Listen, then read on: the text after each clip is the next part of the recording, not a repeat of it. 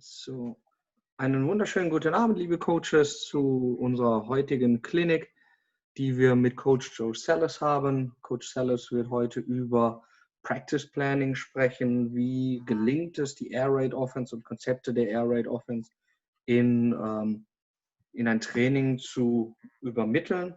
Und da wird es so ein bisschen darum gehen, was muss man eigentlich alles mit reinbringen, wie sollte man die Offense strukturieren im Trainingsplan und wie viel von verschiedenen Plays sollte man laufen. Coach Sellers ist Head Coach und Assistant Athletic Director an der Hopton High School und außerdem ebenfalls sehr, sehr aktiv bei YouTube beispielsweise und durch seinen Championship Culture Podcast und daher auch einigen von uns Coaches bekannt. Und ich bin wirklich gespannt auf den Vortrag und denke, das wird uns auf jeden Fall nochmal helfen, gewisse Dinge in das Training zu implementieren. Coach Salas, I'm ready. I have pen and paper ready and I'm excited to listen to your talk. Well, I'm fired up to be here. I appreciate so much you having me. I'm excited that the game's growing over there, and I got to watch some game film the other day, and you look like you're right where you need to be. I told you I showed it to my wife, and she thought it was a big time high school program here in North Carolina. So you're doing a great job already, and maybe you can steal one or two ideas from what I'm going to show you. I got a weird message on my screen. Am I sharing my screen right here? Yes, screen? I can see your presentation. Okay, are you seeing my presentation, or I've got a video, a game film video pulled up? Do you see that? No, we only see the presentation from PowerPoint. All right, let me see what you're seeing my PowerPoint, right? Yes. All right, so I wonder, all right, so what do I got to do to share this one? I can see when you click on share, you can decide what do you want to share. Right, so you can share only the presentation, or you can share your whole screen. All right. Okay. I think I'd be better at this after being on. All right, are you seeing a YouTube video right here? Yes, we see that. Okay. All right, I've got some old. I want to start this off with some old game film. And this is the one I show my kids when we're talking about the kind of tempo that we want to play at. So let me show this real quick. If it doesn't, of course, they had to go to a commercial here. Let me see if I can get through this.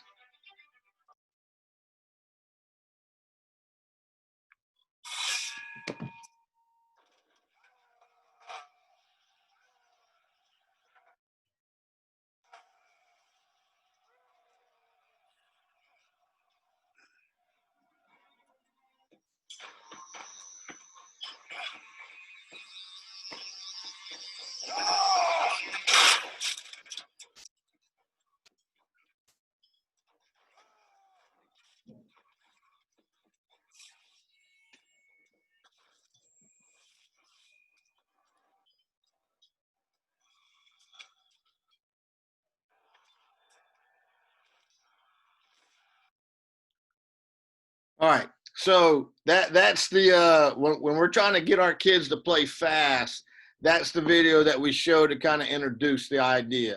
And the idea is that for Achilles there, the speed of the attack helped him, but it obviously hurt the other guy. That the fact that he was coming at him full speed, that made it more difficult for the other guy to defend. Does that make sense to you?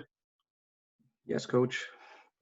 I hope that wasn't too shocking to start this thing, but just that's how we get our kids thinking about tempo, and a lot of the way that we do air raid has to do with the tempo that we play and the tempo that we practice. So let's go ahead and jump into it and see if this makes sense to you as we go. So we start out talking about just the air raid philosophy. And to me, air raid philosophy is talking about, number one, just the concept that less is more. You know, we were talking about the old World Football League, and when you watch NFL games, their playbooks are just so gigantic. They have so many plays, and air raid's kind of the opposite. Air raid wants to have about 10, 12, maybe 15 plays, and you want to get really, really good at them. And the way you get really good at them is through repetition. So air raid is more about how you practice and the amount of plays that you have than it is about what plays you have. You know, it's not about the plays, it's about how you practice those plays. That's really where the air raid offensive system kind of, that's where you can get a lot better. So it's really about hanging your hat on plays that you're really good at, or just the concept of you want to be great at something. And in the air raid, you're what you're telling everybody is you're going to be great at throwing the football, and you're going to have just a handful of plays that you feel like you can run against anybody, anytime, anywhere. And then as you and then kind of the next step after that is then you start doing those plays really, really fast. The next one is these EDDs, and that stands for everyday drills. And there's certain, and I've got a page where I'll talk about drills, but there's certain drills that are kind of air raid drills, noose, pat and go. Those kind of drills are kind of trademark air raid drills.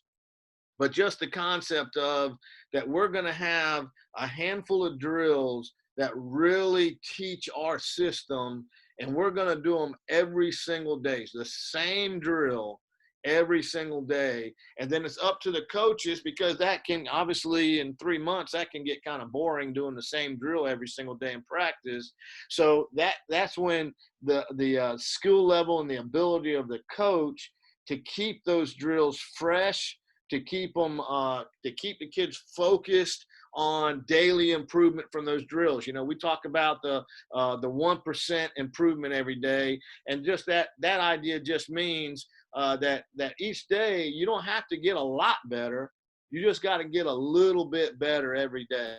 You know, so if we just went with that 1% idea, you know, if we got 1% better every day, well, then in 15 days, we'd be a 15% better team. So that concept of, you know, we know it's not a measurable amount, but just the idea that by doing these drills every single day, these very specific, well thought out drills that really apply to our offense and to our system, and the same thing on defense, you know, where you're picking the drills that really teach your system. By doing them every single day, you're going to get a little bit better every day. And that's the key to improvement. Sometimes we call it the compound effect, you know, that a little bit each day is going to end up being a lot when you put it all together. The next one, and this is the one I think most people miss, is the insertion schedule. I think the insertion schedule is kind of your key to, no matter what offense or what defense you're running, the insertion schedule and the insertion philosophy is kind of the key to getting better and better. You know, it's the key to being better at the end of the year than you are at the beginning of the year, because it forces you to be very disciplined about your plays. So, you know, I don't know how it is there, but I know in America, there's a lot of guys that are just they're not disciplined on the plays that they're running and the amount of plays they're running. So every time they watch a cool NFL game or a cool college game and they see a cool play, they try to add that play into what they're doing. And insertion schedule is what stops you from doing that. It gets you focused in on your core plays, and then helps you practice those plays over and over and over and over and over till you get good at it. So some of the old dogs in football, you know, they would say you're when you run a play 1,000 times in practice, then it's ready to play to run it in a game. And that's the concept behind insertion, is it's organizing how you're going to practice those plays over and over and over. Then the one we're really talking about today is your practice plan, and I'm very anal about having great practices. You know, you're going to end up if you you're going to end up playing like you practice. So it's the coach's job to make sure that the practice levels are at a very high level, very organized, very proficient. To me, I always want, even though I'm at the high school level, I always want my practices looking like a college practice. And we're a little bit lucky here where we get to go and we get to watch colleges practice. But that's what I tell my coaches is we want, this idea that we want to practice at a very high discipline level, and we wanted our practices to look like the college level practices. The next one is this, and this is kind of my own concept here. This is probably not a normal air raid philosophy, but my philosophy is a balanced 50-50 philosophy. And what that's talking about, sometimes if you're watching a game on TV, you'll hear a sports announcer say, well, they're a 50-50 team, which means they're going to try to run the ball 50% of the time and throw the ball 50% of the time. But that's not what we're talking about when we talk about 50-50. What we're talking about is we're going to take what the defense has given us, and we're going to be very confident going either way. If they're in I'm going to show you a game at the end of this where the team came out and played zero coverage, man-to-man press coverage. Well, when we see that tells us, okay, tonight we're going to throw the ball 50 times, and we're going to be excited about it because we're air raid and we love throwing the ball. But then in that same game, as soon as we hit a couple long passes on them, then they switched. And they changed to a too high shell, cover 4, and they had 5 in the box. And when we saw 5 in the box, we said, that means we're going to run the ball 50 times tonight, and we're going to be fired up and excited about running the ball 50 times. So just the 50-50 balance to us means that we're capable of taking advantage of either one of those situations. That if it's a night where we're going to throw the ball 50 times, man, we're fired up because we're air raid and we love throwing the ball. We'd love to throw the ball every single snap if we could. But if they come out and they're determined that they're going to take the pass away and they're giving us a box that only has 5 people in it, well, then we're going to run the ball 50 times, and that makes us happy too, that we're fired up either way, whether we're running or throwing it, and we're prepared. We have a comfort level with both those situations, and we're prepared for both those situations. Next one is, the video clip I showed you is this idea of tempo, and this is tempo. Tempo is just the speed that you play the game. And offense is in control of that. So, I don't have a good framework of what you've seen, but, a lot of times in the NFL or back in the day, the team would huddle between plays. They would run the clock. They would run the ball to shrink the game and make the clock run. And now today with spread offenses, it's about going basically 2-minute tempo all the time and going as fast as you can.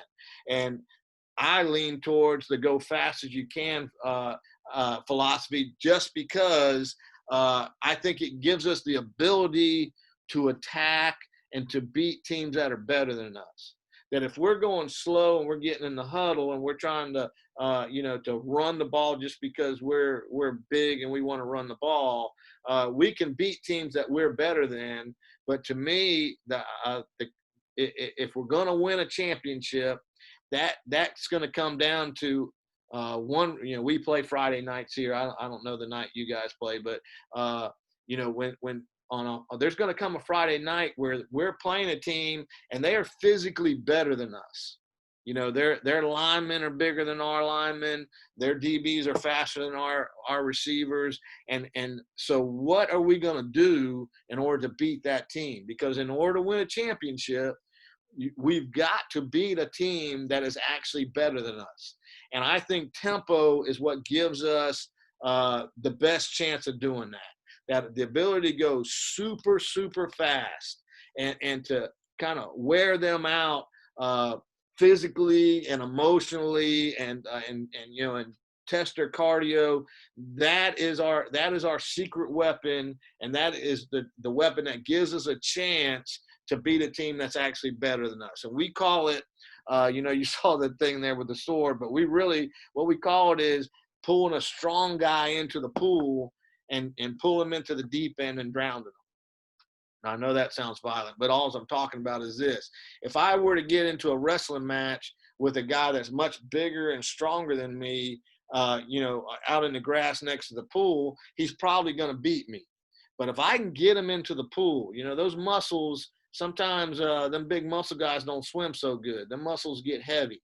So if I can get him into the pool and then pull him to the deep end, all of a sudden those muscles are actually working against him. They're not helping him. So just the concept of we want to go so fast that we put them in an uncomfortable situation, and when we make them uncomfortable, that gives us a chance to beat someone that's actually better than us. And then this last one is one of my favorite deals. Is just this idea, and it's what we're doing today. Is just this idea that success leaves clues, and that we don't really have to reinvent the wheel. We don't really have to be super geniuses. All we got to do is find people that are successful and steal their ideas, because success leaves clues. If someone's being successful, you can kind of look at them and steal their ideas. So that's what we're talking about on that one. Insertion schedule is probably one of the best things that we do. It's one of the most important things we do. And I'm laying out my offense here for you, but this is number one for us, and I know our playing schedules are a little different, but for us, we have 2 weeks in the spring that we call spring practice. Then we have all of July and August, and obviously on a regular year, not a COVID year. We have all of July and August, and then fall camp happens, right at the beginning of August, and then we start playing the season. So for us, we cycle through this and we're on a 4-day insertion.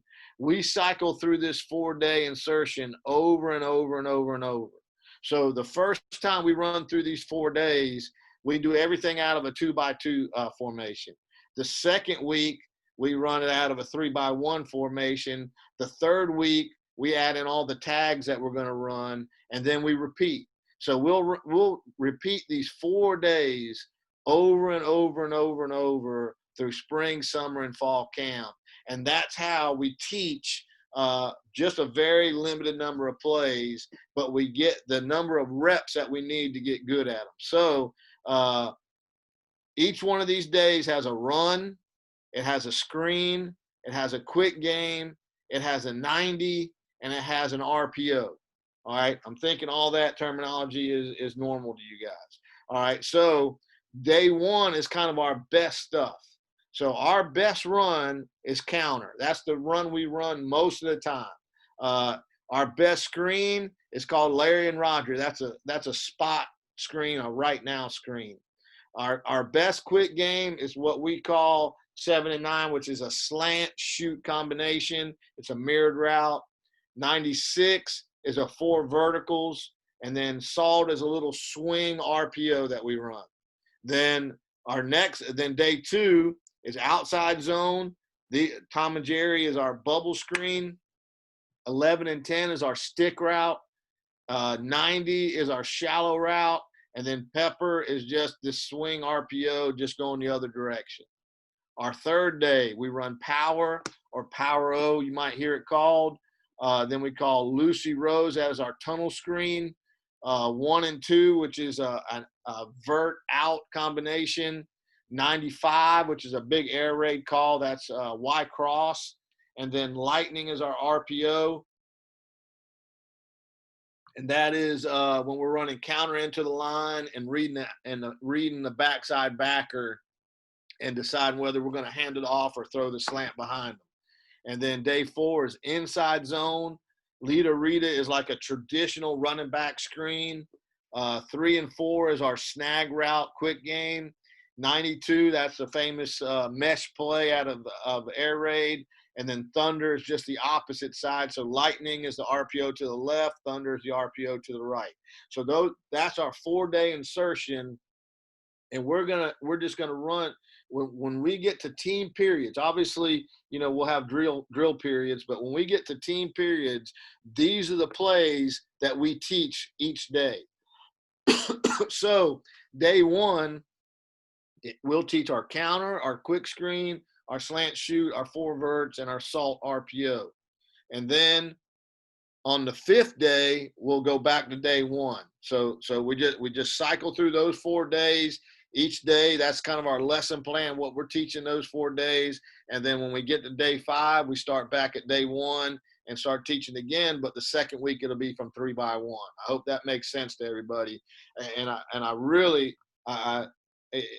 give me a little feedback here, because I think this is the key to having a high level offense, is understanding insertion schedule and this concept of this is our entire offense right here. So we could literally, I'll give you an example with COVID. We could be ready to play a game really in 4 days.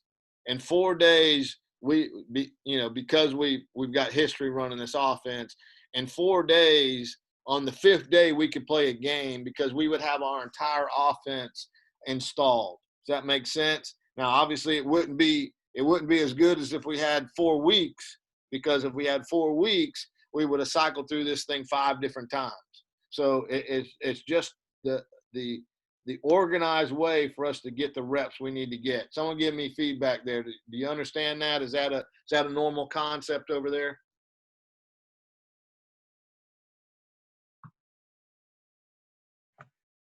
Yes, coach. I think we do it on the same basis, but I think we split it up a little bit more because we only have 2 times a week with football.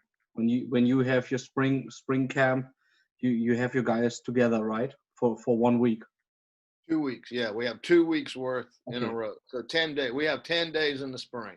Mm-hmm. And when you have that, how long do you practice on each day, and how many chalkboard sessions do you have with your team?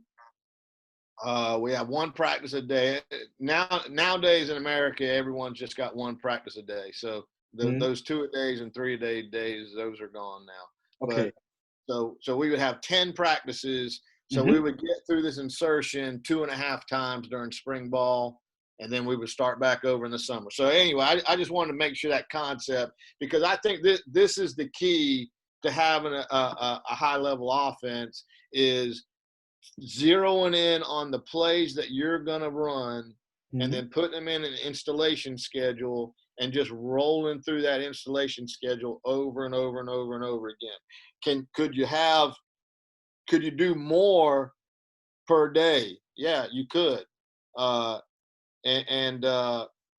I was practicing twice a week, I probably wouldn't change this.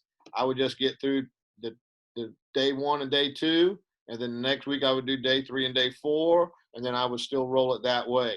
But I've seen other people put more plays in each day, but just the concept of being organized and having this installation schedule is a big deal in my mind. Mm-hmm. All right. So did you have something? All right. So practice schedule. Number one, the concept of, that practice is a big deal. And I don't know the mindset. I don't know the mindset over there, but sometimes we got to convince people here how important practice is. That there's that takes some teaching time and some convincing time for some people to understand that practice is a super big deal. That if you practice like champions, you're going to play like a champion. And that's and putting the emphasis and effort in. Again, with you only getting twice a week, and I think you're lifting 3 times and practicing twice. It's probably not as hard of a sell for your players to understand that how important the practice is. When you're only doing it twice a week, they're probably excited to get out there and get to practice. But for our kids, They're practicing every single day. So it's keeping that mindset at what a big deal practice is a big deal here. Obviously, and we talked about this a little bit before we started, this idea that it's a big deal, but you got to keep them safe. The worst kind of injury in the world is the one where you get your good player hurt in practice. So the idea that we're not going to just, like back in the day, practice used to just be like a scrimmage. You would line up and you just go at it with each other. Well, obviously today with safety protocols and all that kind of stuff, we don't do that anymore. There's very limited contact in a modern practice, but just this idea that, man, you got to get better, but you don't get your best players hurt because you're going too much contact in practice. The next one, this idea that competition is your best friend. And just, that's all about, that competition's more fun and competition makes everybody better. So we'll build in competition periods, which are also situational periods in practice, but just this idea that everybody's competing, what is it? The Peterson rule, where anything that's measured improves, that we'll keep track of all of our competition times in practice. And when you measure those and keep a running total of those, they become a very big deal, and that elevates the skill level in practice. And obviously, when you got multiple guys competing at a position, everybody's level of skill rises because you have to rise to meet the competition. Next one.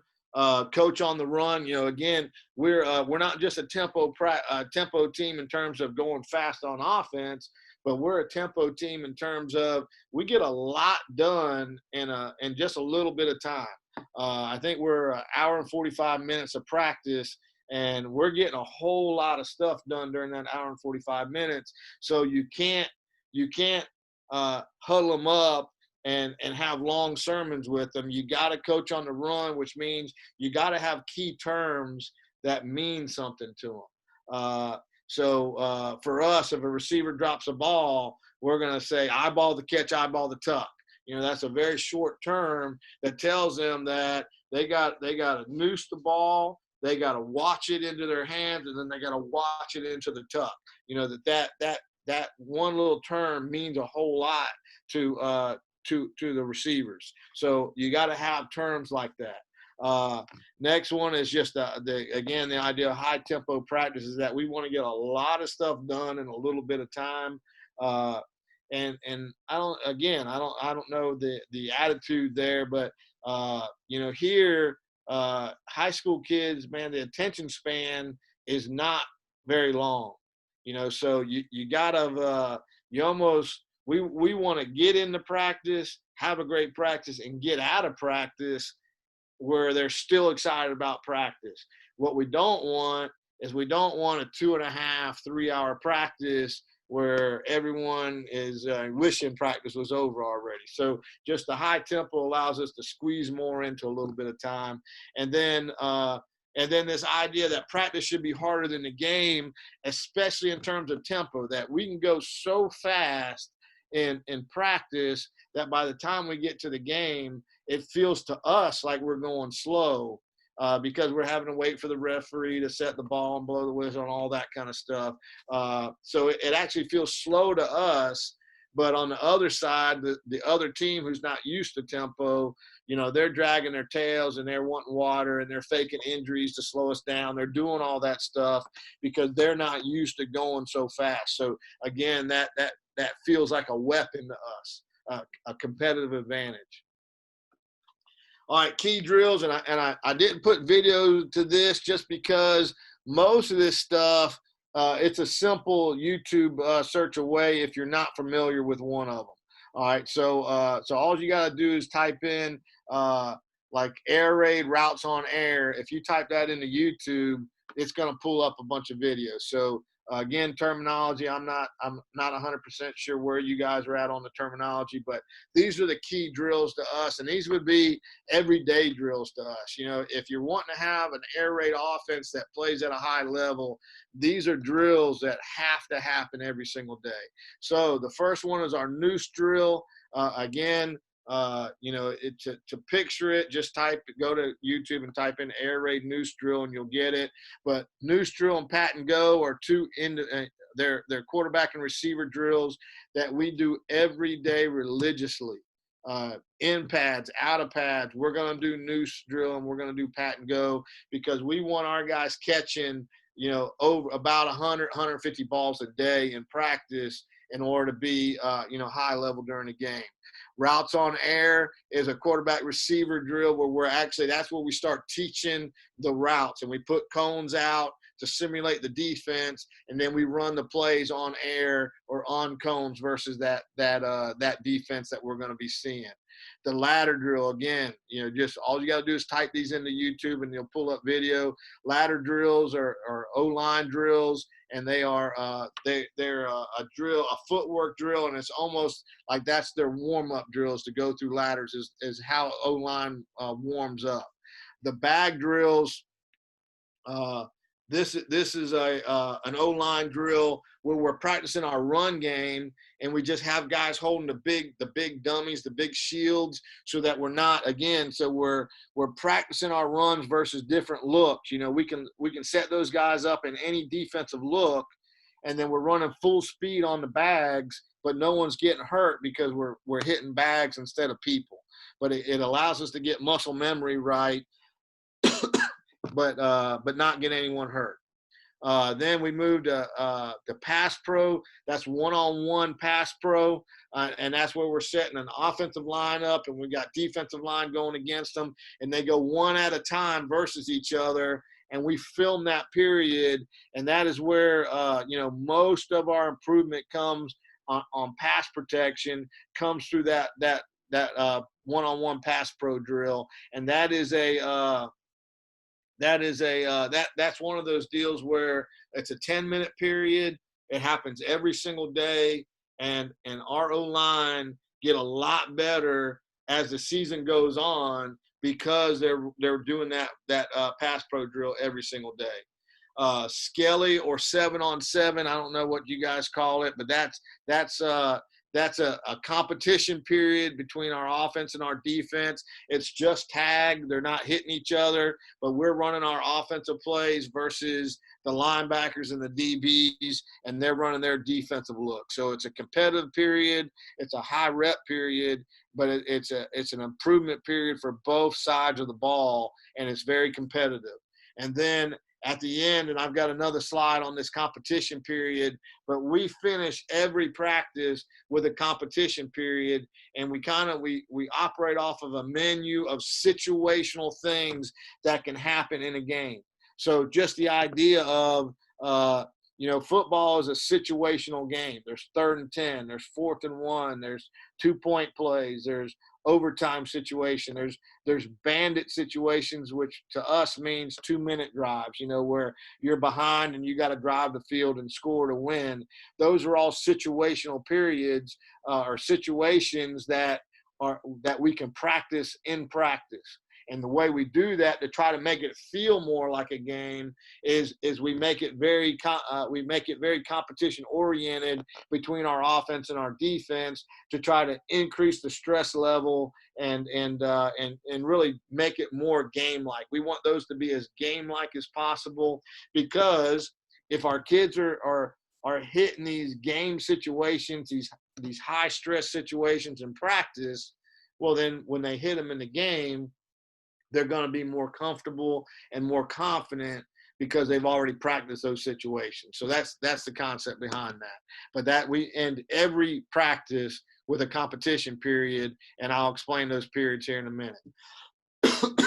All right, so here's our practice schedule. It's an hour, 45 minutes. It is a 14-period practice, and one of those periods is a water break.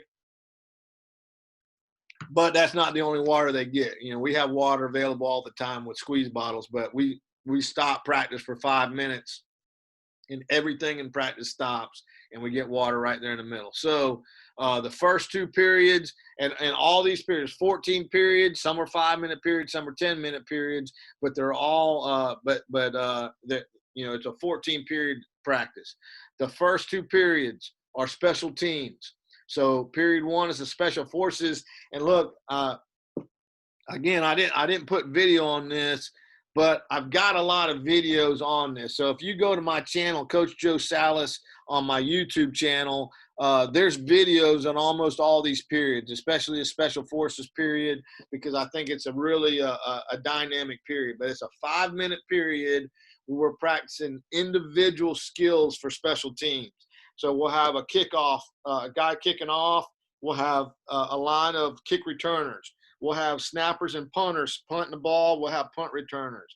We'll have holders and all the individual skills that happen during special teams. We practice during this 5-minute period, and really in the springtime and in the summertime, that's a 10-minute period. But by the time we get to the season, we've shrunk that thing down to 5 minutes.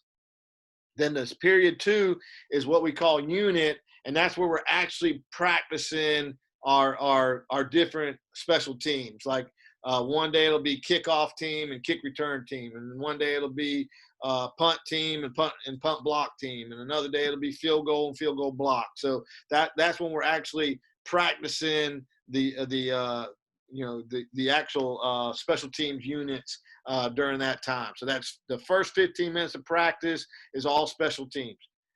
The next period 3 is what we call Bama takeaway.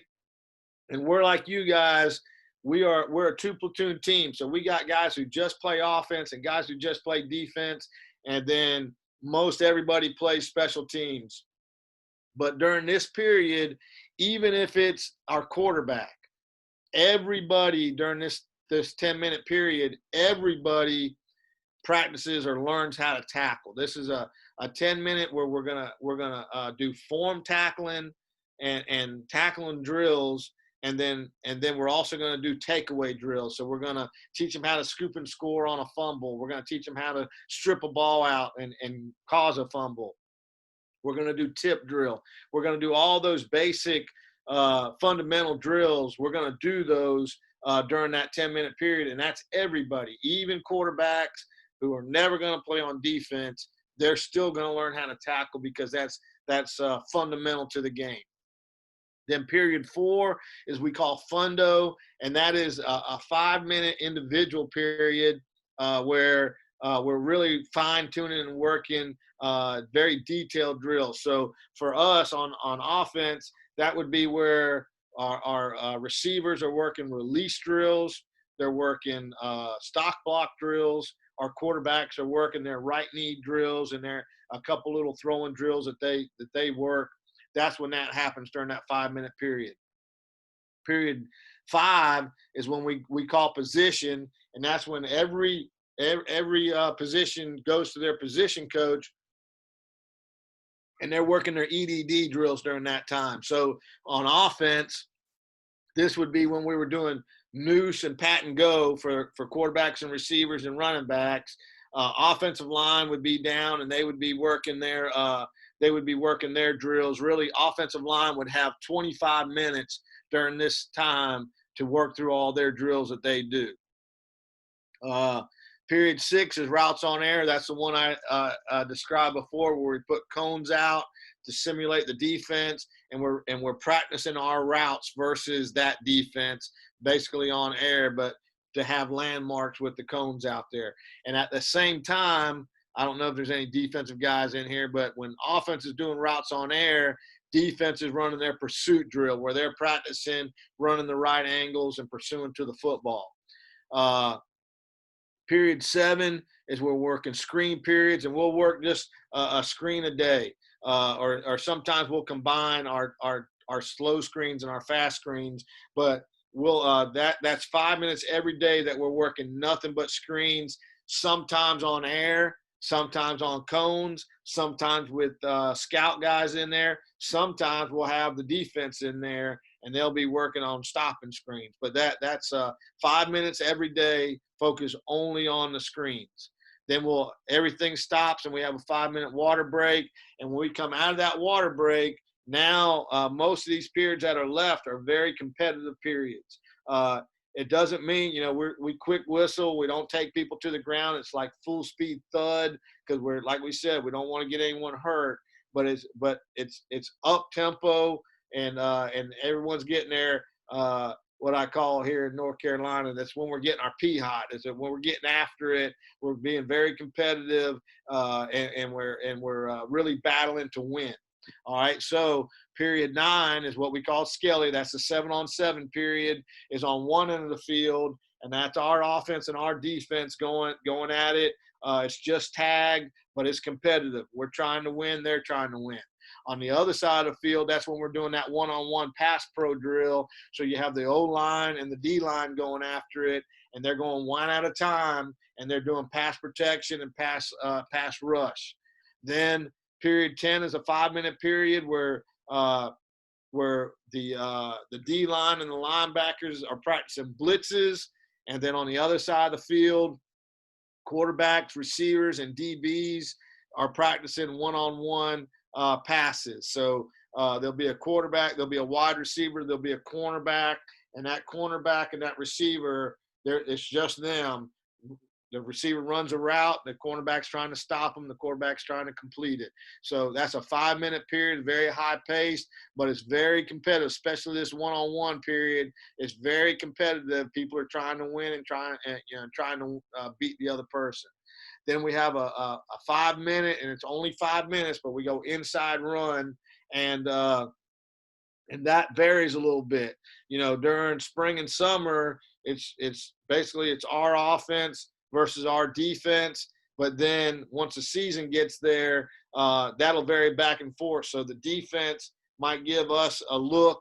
If the other team, the team we're playing that week, runs an even front, they'll line up in an even front, and it's still competitive, but they're basically playing the other person's defense.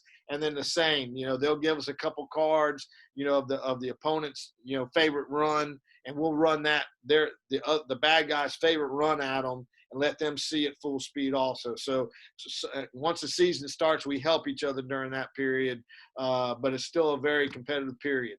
Then period 12 and 13, and this might be a little different for you guys. Here we have a varsity team and a JV team, the older guys and the younger guys.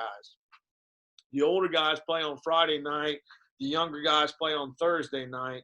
So when we get during all these other periods, everyone's kind of together. But when we get to these two periods, these team periods, now we separate them out. So on one end of the field, our varsity offense will be going against our varsity defense.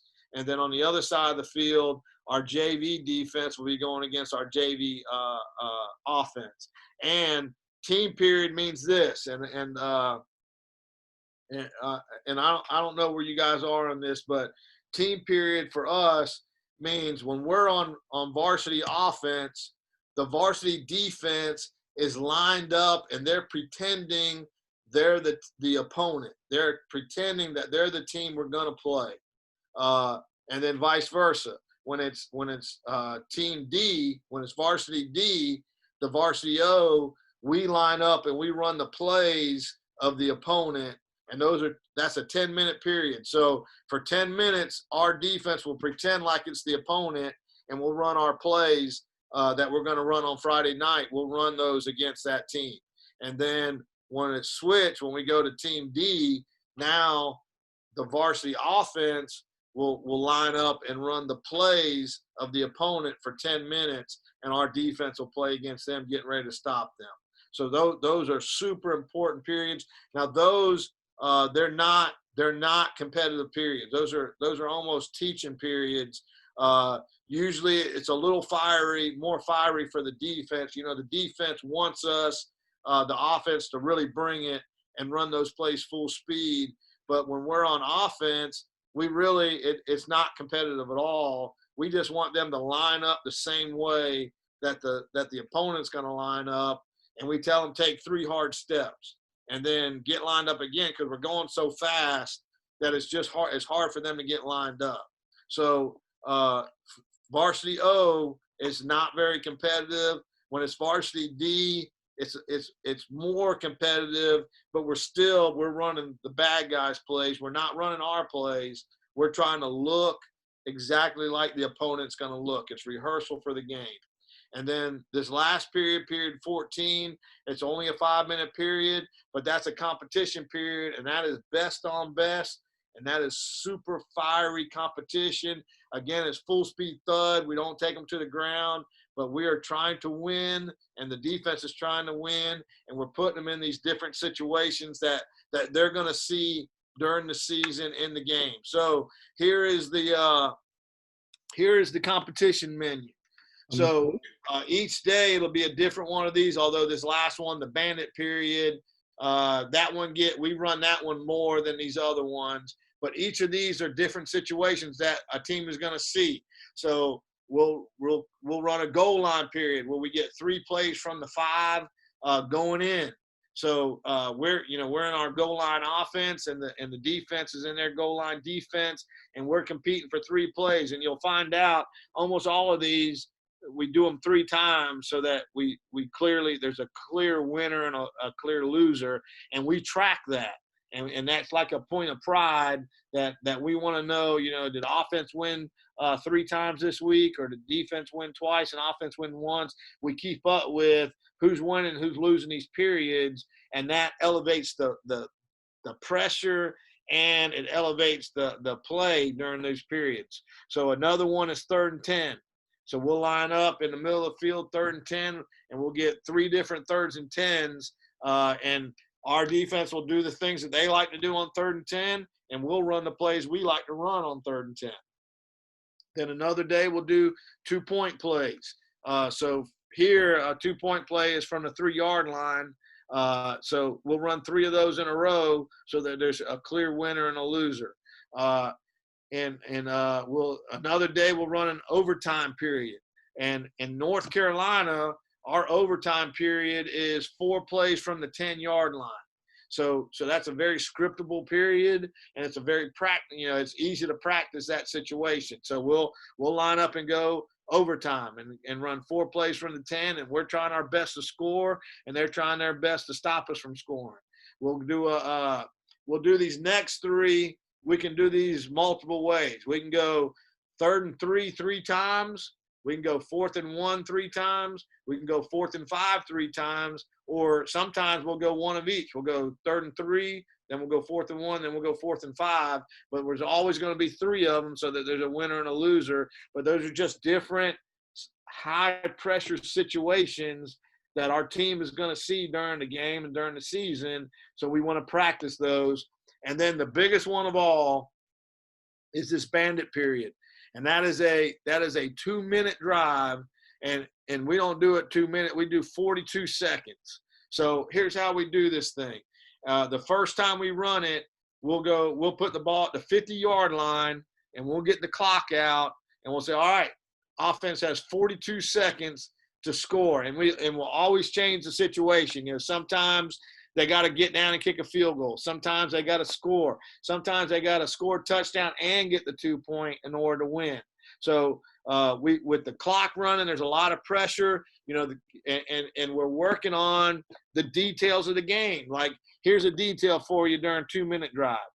If you're a receiver and you catch the ball inside the hash, your job is to turn it upfield and try your best to get a first down. If you catch the ball outside the hash, your job is to try to get out of bounds as quick as you can. Quarterback's got to know you would much rather have an incomplete pass than a sack. A sack basically kills you. The game's over if you get sacked in a bandit situation.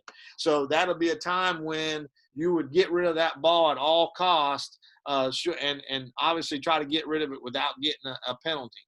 So we're teaching all the mindsets and all the details of what can happen during a bandit drive. And here's the situation. The first time we run it from the 50, we got 42 seconds to score. If the offense wins, the next time we run bandit, we'll run it, we'll move it back 5 yards and run it from the 45, and it's still 42 seconds. If they win again, we back it up to the 40 the next time. Talking about the next day we run this. And now it's 42 seconds to score from our own 40-yard line.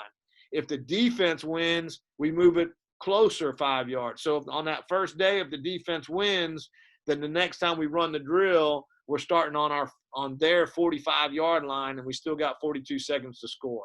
So we try to, as the offense gets better at bandit drive, the field gets longer, and if the offense isn't good at bandit drive, the field gets shorter. But all we're doing is we're getting different situations that could occur. You could get a bandit drive that starts on your own 30.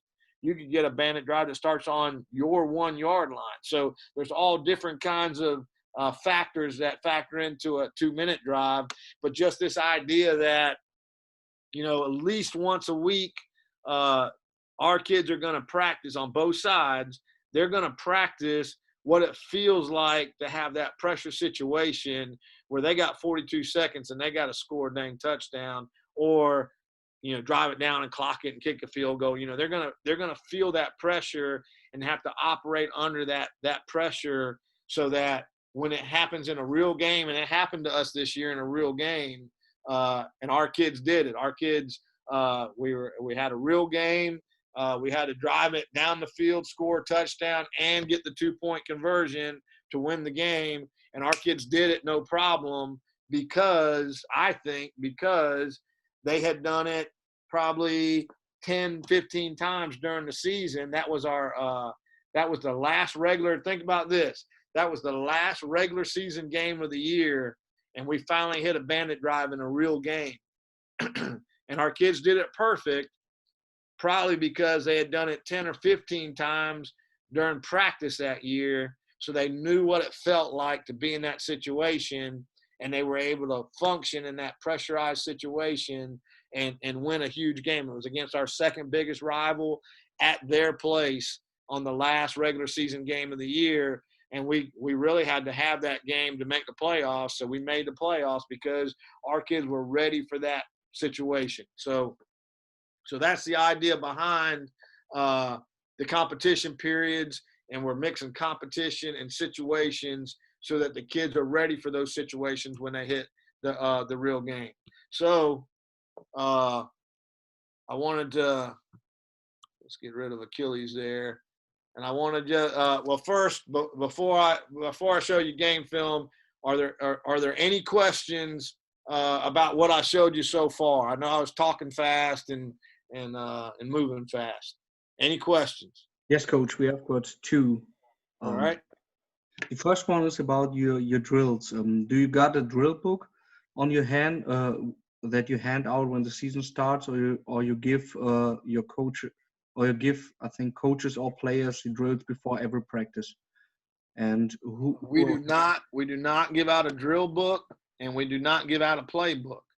That's kind of a thing for air raid teams, is they don't have a playbook. So when we're introducing drills, we'll just go out of, like I said, we got spring and we got summer. So we'll teach the drills. Well, I take it back.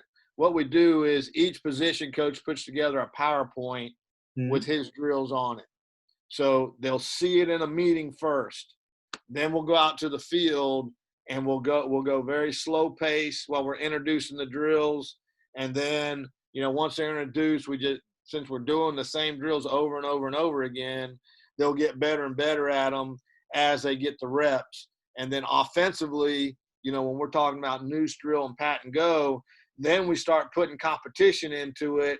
So, once they learn the drill and we've done it a few times, then we'll put a number on it. We'll say, okay, today we want to catch 15 in a row. And when they catch 15, everyone celebrates. If we miss it before 15, everyone gets down and does 5 push-ups. So to keep the kids focused on the drill is we start adding competition to it, and we keep upping the number. So 15 in a row for noose drill is pretty easy. But when you put 15 in a row on pat and go, So now you're running slants and fades and hitches. Now that gets much more difficult. So they have to up their game in order to hit that those numbers. So first it's a PowerPoint where we'll show them the drill. Then we go slowly through it, and then it's just repetition after that, because it's an EDD, meaning we're doing it every single day. They end up getting good at it. Yeah, coach, it's amazing. When you show your players the PowerPoint and the drills and all the installs you do on the day, do you have got meetings with them every day before every practice? And this is crazy, but in North Carolina, our rules don't allow us to meet. It does, but we only have an hour and a half during the springtime. Mm-hmm. So we don't have time for meetings during the springtime.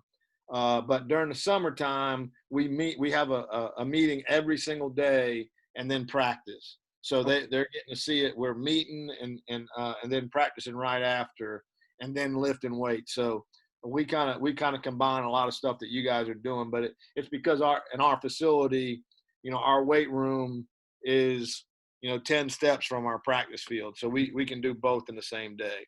But in the springtime, probably honestly, what this COVID situation has done is it's taught us all how to use Zoom. So during spring ball this year, it was all virtual. We weren't allowed to practice. So we had meetings every single night on Zoom. And that's how we'll do it from now on during the springtime, is we'll do the meeting on Zoom the night before, and then we'll practice the next day. So we'll be able to have so that's how we're going to fix our situation here. But during the summertime, we meet, we practice, and then we lift, and then we do a character ed thing, and we go home. Oh, that's great. I wish we can do that the same way. But well, I think we're all going to be using Zoom a lot more. Yeah, you're right. We did it with our team too. I've got a second question for you, just I think it's interesting for our guys. How many reps do you get in 5 or 10 minutes periods? When you, for example, run 10 minutes of Skelly, how many reps do you get in such a phase? Well, I'll tell you this one. Our goal during team period is 30 plays. So during a 10-minute team period on offense, we're getting 30 plays in. It's probably more than that during Skelly, just because you don't have to worry about the O-line there. But team period, I mean, we're flying through it, and we actually have a coach standing behind them, and he's counting out loud. He's counting 1,001, 1,002, 1,003, 1,004. And if he ever says 1,010, we drop down and do push-ups. So all you're doing is, our kids are going faster and faster and faster. And like I said, practice, we're just moved to the 45-second clock. What kind of clock do you guys have there? We play with the NCAA rules. We have the same so like you just went to the 45-second also. So yes. We just went to that this year. So you can almost go, when you're on that 45-second clock, I think that's right, isn't it? 45 seconds, might be 40 seconds. But when you're on that new clock, you can almost go the same speed in practice as you do in the game. On the old clock, we had to wait for the official to blow the whistle every time. It slowed us down. So we were a lot faster in practice than we were in the game. But we just use the backup quarterback. He's in charge. We have 2 balls in team period, and he's in charge of spotting the ball. So you see on the screen right here, we're on the 30-yard line. So let's pretend we're practicing on the 30-yard line. The first ball would be on the right hash. The backup quarterback would have the second ball. As soon as the whistle blows on the first play, he's spot on the same 30-yard line. He's putting the ball in the middle of the field, and we're running that next play. As soon as that whistle blows, he's putting the ball on the right hash or our left hash, and he's spotting the ball. And we're running the next play, and then he's putting it in the middle. So his job is to keep spotting that ball, hash, middle hash, hash, middle hash, and that ball's got to be set as soon as the whistle blows. That ball gets put down and it gets set. So that's how we practice during team period. And you know, and we've gotten, I think our record last year was 37. We had 37 plays in 10 minutes was our record last year. But there's days we don't hit it. You know, like there's days we might get 28 plays, and I'm mad if we don't get 30. But our goal is to get 30 during that 10-minute period. Yeah, that's great, Coach. They were all the questions we had in the chat. All right. So just to finish this thing up, let me this is a game this year versus our one of our big rivals, neighborhood rivals, and I just wanted to show you this. This shows a couple different things at once. It shows this idea of the 50-50 concept, that we're going to feel good about throwing it 50 times or running it 50 times. It'll show tempo, so you'll see multiple times. This is us in black, this is them in white. You'll see multiple times where they don't get lined up and don't get off the field, you know, where they're getting penalties for being on the field.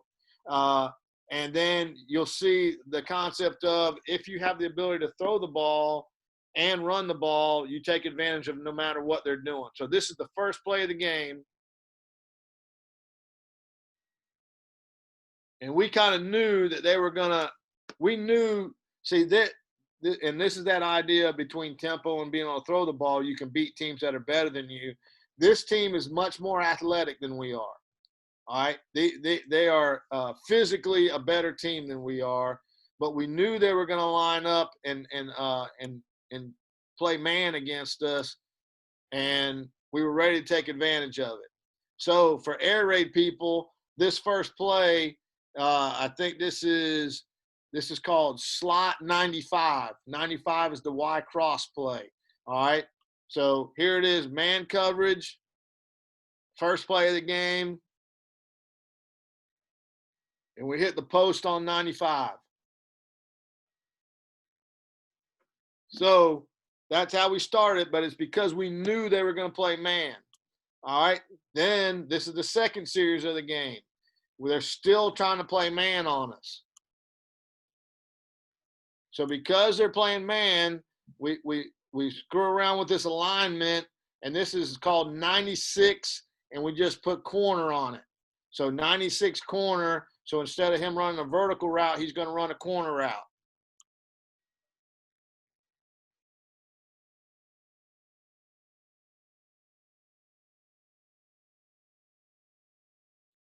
Next play. This one's called trio left 96 corner again. So again, you see how this Z is cheated way down inside, and he's going to run a corner route because we knew they were playing man coverage. Do I need to slow this down? Is the picture okay? Or do I need to slow it down? It's okay. But I think when you click on slow forward, it's a little bit better.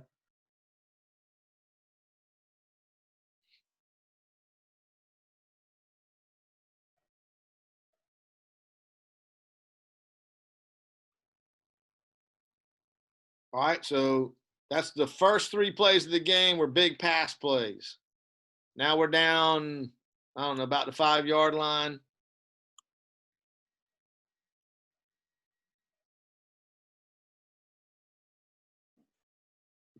We run the counter and score.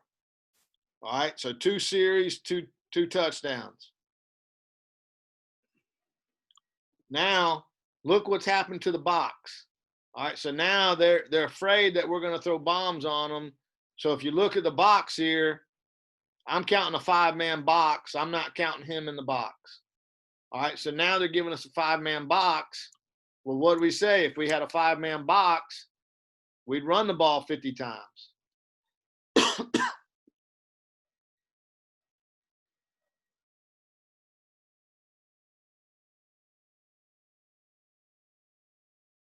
See all the referees just barely getting out of there. All right, 5-man box, we're running it. 7-yard gain. All right, you see here they're having trouble. They didn't get everyone off the field there. You see that? That's a penalty for 12 on the field. We're going too fast. They're not getting set. So tempo being a big part of it. All right, 8-yard gain. 5-man box still.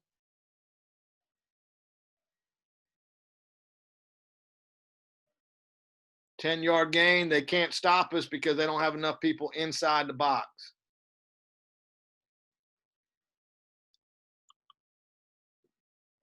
You also, have you noticed, we're running the same play over and over. So one of the ways to go super fast is just to have a word that tells your guys just run the same play again. So that time they did a good job stopping the counter, but it bounced and went for 18. Here's the quick screen.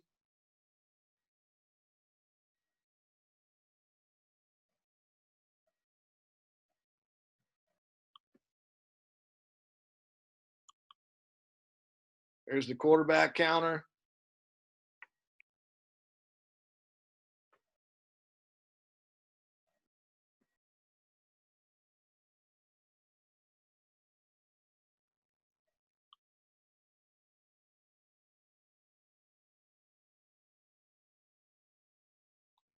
All right, so first three possessions of the game, 3 touchdowns. But it all fit into our concept of playing ball, because when they were playing man coverage, press technique, no safety, we were throwing it.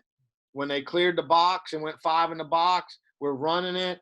The whole time we're going super fast, so they're not having the ability to regroup. You know, that they're still reeling from the last play and we're already running the next play at them. So that's where, and I promise you, this team was much more athletic. They were bigger than us, but we were able to, really pull away from them as the game went on, because we kept going so fast and we were so comfortable. It didn't matter to us whether they were going to press us and we were going to throw it, or whether they're going to play 5 in the box and we were going to run it. We felt good about both those situations. So, we were happy regardless. And just like that first scene, with Achilles there, going fast bothered them a lot. They were getting tired. Matter of fact, this was the first team that ever, I don't know if you guys, you remember when University of Oregon used to go real fast. Have you guys ever seen any of that? Yes, we saw that with Chip Kelly, right? Right, with Chip Kelly. All right, so remember, teams would start faking injuries to slow them down. Well, this was the first time we were going so fast that this team started faking injuries to try to slow us down, because they were just getting wore out. They physically, they weren't used to going that fast, and it ran the wheels off of them. So they started faking injuries. Well, to us, that was like a huge compliment. Our kids were fired up that these guys, that they were having to fake injuries. That felt like we had already beaten them. And, so they thought they were doing something good, that they were faking an injury to slow the game down. But to us, it was boosting our kids' confidence that here this good team had to fake injuries because we were going so fast they couldn't handle it. So just those concepts of tempo, both in practice and in the game, going super fast, lets you beat teams that are probably better than you. And then the situational stuff, facing things in practice under stress that you're going to see in the game, and the 50-50 concept of being completely comfortable whether we're going to run the ball 50 times or throw the ball 50 times.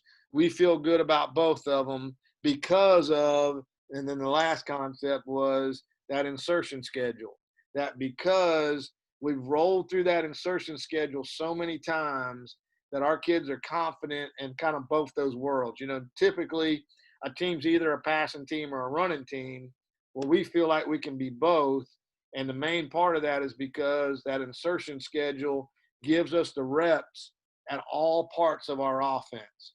It not only allows us to get the whole offense put in fast, it allows us to make sure that we practice all the parts of it, so that we feel like we're both, that we're a passing team and we're a running team. It just depends what the other team is going to do. What are they doing and we're going to be able to take advantage of it. So that's everything. I appreciate you guys having me on here. It's a real honor. I'm excited, so excited that you guys are, enjoying the game and getting good at the game. I think it's the greatest game in the world. And, and the part we didn't talk about is not only is it just fun, football is just a fun, hard-nosed game, but I think it teaches kids how to be men better than any other game out there. That it is so many of the situations that you experience in football are a microcosm of what you're going to experience in life. There's going to be a time, and we've all been there, when you get blindsided on the kickoff. Someone ear holes you on the kickoff, and it knocks the wind out of you, and you're not sure that you can get up. And you'd really like the trainer to come run out and help you. But I think what football teaches you is to get your tail up and get back into the fight. And how many times are our kids, as they grow older, whether it's COVID-19 or whether it's they lose a job, or their girlfriend, runs off with their best friend, all the different situations that happen in life. Sometimes life knocks the wind out of you. And for a minute, you really just want to lay there and feel sorry for yourself and have someone else come and save you. But football teaches you to get your tail up and teaches you that you're tough enough to take anything that happens to you in life, because you got greatness in you, and you've proved it because you're a football player, and you've experienced what toughness is really about. So to me, that's the most important part of football, is what it teaches our kids about just being a tough man, about being loyal, about having a team or a family. We call our team our family, that they got your back and you got their back. And I think that's really that's really what football is about, is what it teaches our kids and how it helps them as they move through life. Yeah, Coach, what a great message at the end of your amazing talk. I think you did a really, really awesome job, and to break down how to practice an air raid offense. And I think there are a lot of nuggets we all should take out of your talk and implement into our practice planning, our year-round planning. I really like how you break down the install, how you try to not overwhelm your players with too much plays. And that's really a great philosophy and idea to make the game simple and fast for the kids. So I really appreciate you taking the time to help us grow and get better football coaches. So thank you very much, Coach. Thank you for having me, man. I really enjoyed it, and and I'm looking forward. I know you guys are a little ahead of us on returning back to play. Yeah. I'm looking forward to getting our kids back out there, and I'm jealous that you guys are already getting to practice a little more than we are. But we're going to get through this COVID-19, and we're all going to be out there playing before long. And I appreciate what you're doing for your coaches over there, and I appreciate you having me on here, buddy. Yeah, Coach, thank you very much. And fingers crossed that you can get back to football soon and have a football season in the fall. I wish you all the best, and I hope we can stay in contact, Coach. Thank you. Yes, definitely. Let's do it. Thank you. Goodbye. Have a nice day. You too.